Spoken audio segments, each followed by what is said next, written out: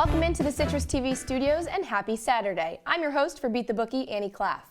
Now, to be completely transparent, we'll find out just how far beginner's luck can get someone, so I'll be the guinea pig if you're looking to pick up the craft of sports betting.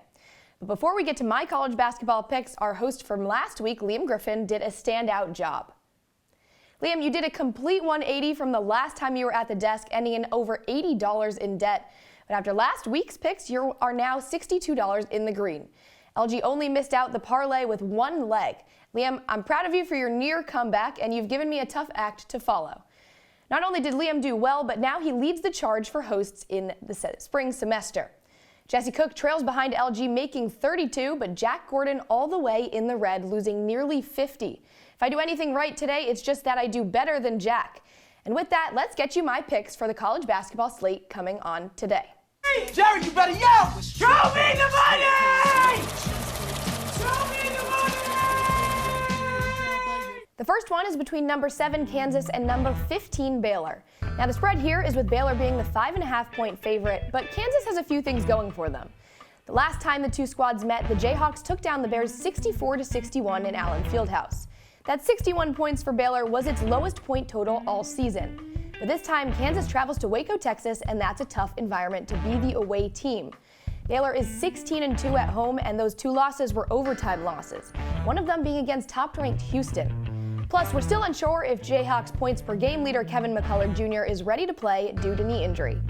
So I'm dropping $10 for Baylor to cover the 5.5-point spread against number 7 Kansas. On to the next one, number 5 Marquette at number 12 Creighton. The Blue Jays haven't beaten the Golden Eagles in the last 3 meetings, and Marquette has won 11 of its last 12 games. The only loss was to number 3 UConn, and yes, it was an 81-53 blowout, but Marquette has a leg up over Creighton here.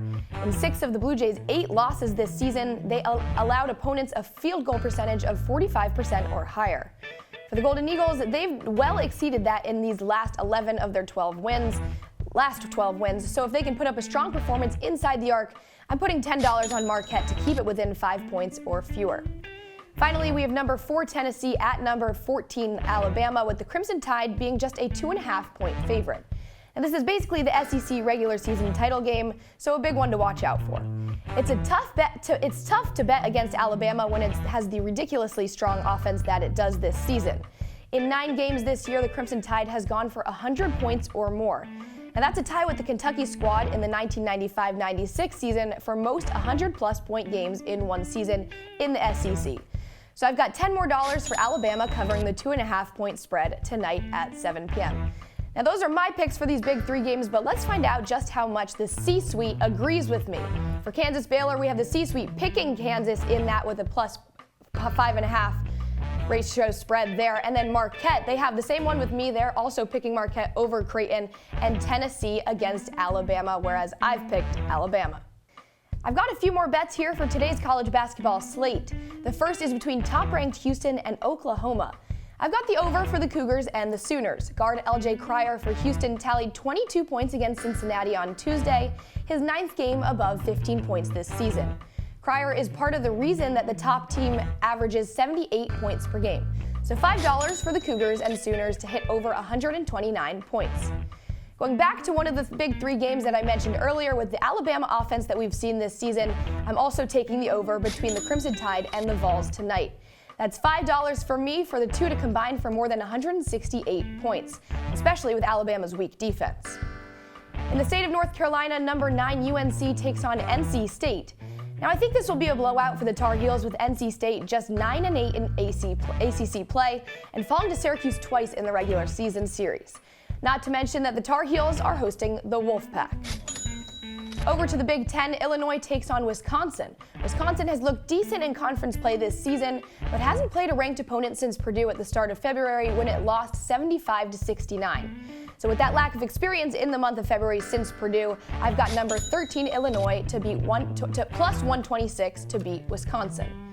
This last one, I'm a bit worried about, and I'm not going to lie, being brave and taking the underdog in a top 10 West Coast Conference matchup between number 17 St. Mary's and number 23 Gonzaga. I think it could be a close matchup given their dominance in the conference, but I've got $10 on Gonzaga plus 116 over St. Mary's. But how about we switch gears for a second and look into the future? Except this time we're moving away from the basketball court and onto the pitch across the pond. Now, as a Chelsea fan, it's a tough bet for me given that their last few seasons have been so weak. So I won't be dumb and bet on Chelsea this time. That would be shooting myself in the foot, unfortunately. But what I will say this year is that is the year of Jurgen Klopp. The Reds are at the top of the Premier League table right now, but Man City is favored to win the league. I think that with Klopp leaving Liverpool after this season, that's fuel for the Reds to win it for him. Not to mention Darwin Núñez is expected to be healthy and play today, and I really like Cody Gakpo and Alexis McAllister at the minute. So I'm slapping a fat 20 on Liverpool to win the 2023-24 Premier League season. So that's my future pick, but what about the rest of my fellow Beat the Bookie hosts for this semester? The only one that's been answered thus far is Jack Gordon's Super Bowl prediction, but that's gone out the window. We've got a bit of every sport here. Liam Griffin has Purdue to win March Madness, Joe Puccio with Aaron Judge and the Yankees, Braden Reed on some NHL predictions, and Jesse Cook with Boston University men's ice hockey. But only time will tell for those. Now it's time to get back to basketball for one last thing, the parlay. I've got $15 on 4 different college basketball games. The first is that Duke will cover the minus 8.5 point spread against UVA. The Cavs have a few too many iffy ACC results, like losing to Virginia Tech by 34 points or falling to UNC 54-44. Staying in the conference, next we have Clemson to cover the minus 6.5 point spread against Notre Dame. The Tigers have won 6 of the last 7 matchups and averaged 78 points per game. But meanwhile, the Fighting Irish only averages roughly about 63. After that, Texas Tech will cover the minus 2.5 point spread over WVU. The Mountaineers have fallen to too many ranked opponents this season for me to think that it would be closer. And finally, taking Florida plus 105 to beat South Carolina. I like Florida as the underdogs, and with Tyrese Samuel putting on a double-double in the last matchup against Missouri, and the fact that the Gators kept it a 5-point game against 14th ranked Alabama not long ago. Now that we've got that out of the way, let's recap where all of my $100 bankroll is going. $10 for Baylor to cover the minus 5.5 point spread against Kansas, $10 more for Marquette to keep it within 6 points or fewer against Creighton, $10 for Alabama to cover the minus 2.5 point spread against Tennessee, $5 for the over between Houston and Oklahoma, $5 for the over between Tennessee and Alabama, $5 for UNC to cover the minus 10.5 point spread against NC State, and $10 for Illinois to beat Wisconsin and Gonzaga to beat St. Mary's. For the futures, we have Liverpool to win the Prem, and my parlay is Duke covering the spread against UVA, Clemson against Notre Dame, and Texas Tech against WVU. To close it off, Florida plus 105 against South Carolina. Now that's all the time we've got for today's Beat the Bookie. Again, we'll find out just how much beginner's luck can get you, and if at the very least I can beat Jack Gordon on the Beat the Bookie host standings, then I've done a great job. Have a great Saturday and a great time with today's college basketball slate.